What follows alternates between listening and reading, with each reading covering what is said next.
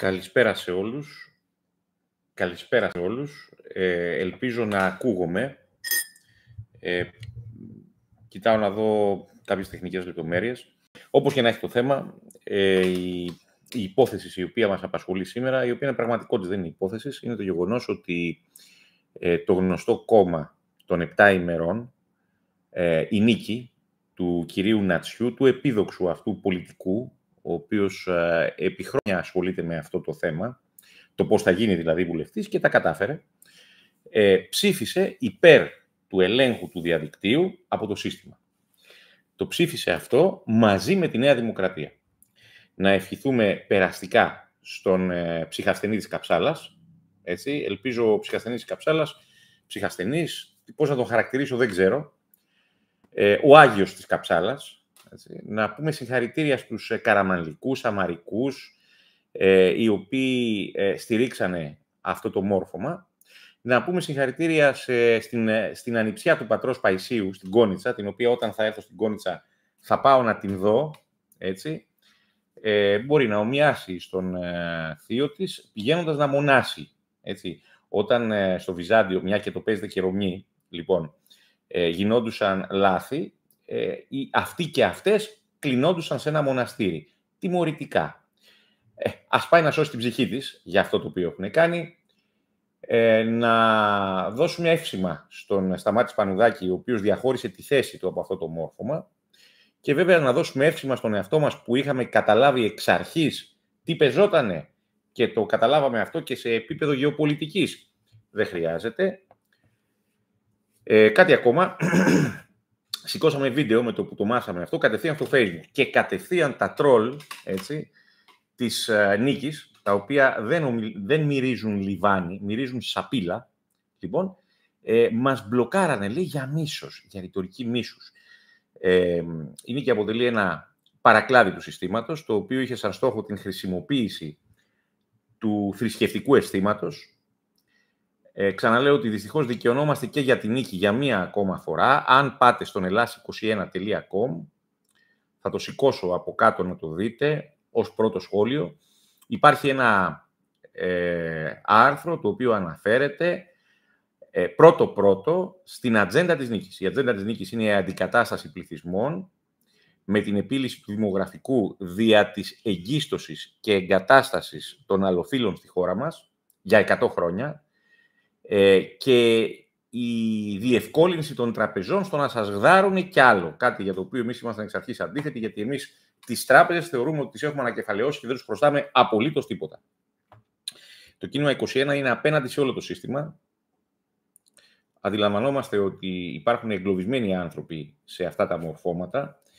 Δυστυχώς δικαιωνόμαστε, όπως δικαιωθήκαμε για τους Σπαρτιάτες, όπου προσπαθήσαμε με μια απέλπιδα κίνηση να τους πείσουμε τους βουλευτές να παραιτηθούν κλιμακωτά για να δημιουργήσουν πρόβλημα και στο σύστημα και να διασώσουν την βιωσιμότητά τους ως απλών ανθρώπων. Έτσι, γιατί τώρα έχω την αίσθηση ότι αν δεν καταφέρουν να τους εκβιάσουν, θα τους τσακίσουν. Λοιπόν, δεν το κάνανε. Θα κάνουμε εκπομπή μαζί με τον Βαγγέλη τον Αραγιάννη για αυτό το θέμα. Θα κάνουμε μεγάλη ανάλυση. Είναι θλιβερή η ηλιθιότης των ανθρώπων οι οποίοι ψηφίσανε αυτά τα μορφώματα ακολουθώντας τις κραυγές των λύκων του συστήματος.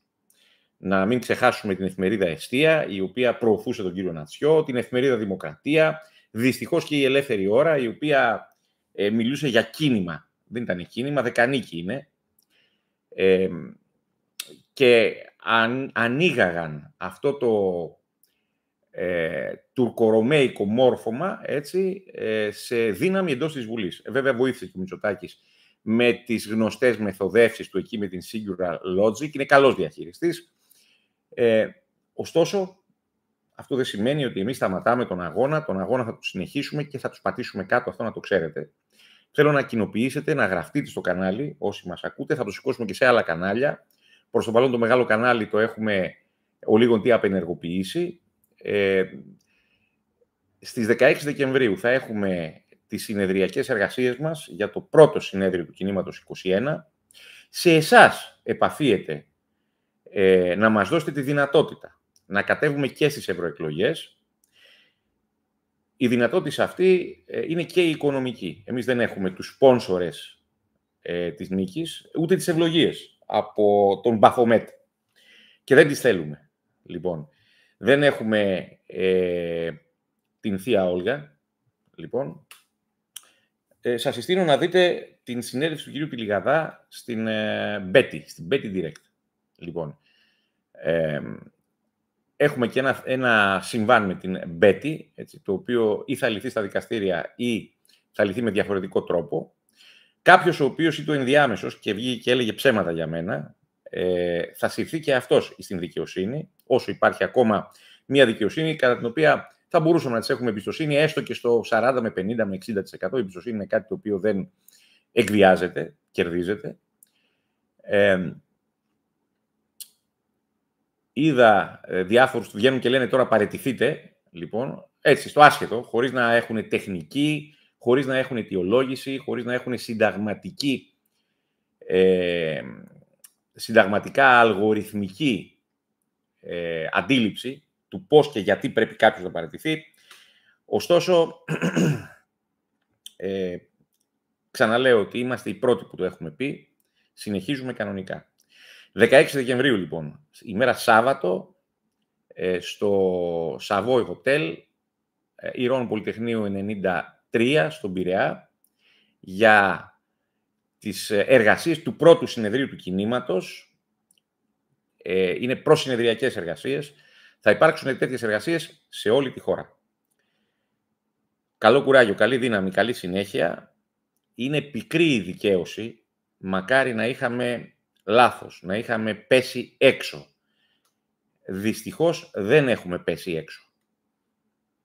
Αλλά αυτό μας χαλιδώνει να ζητήσουμε τη βοήθειά σας για να μπορέσουμε να συνεχίσουμε αγνά όπως ξεκινήσαμε και να τελειώσουμε με αυτό το πανηγύρι, το οποίο καταστρέφει τη χώρα όχι 50 χρόνια, 200 χρόνια. Καλό κουράγιο, καλή δύναμη, καλό Σαββατοκύριακο. Θα γίνουν και άλλα βίντεο.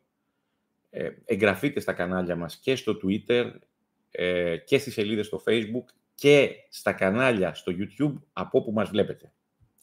Καλό βράδυ.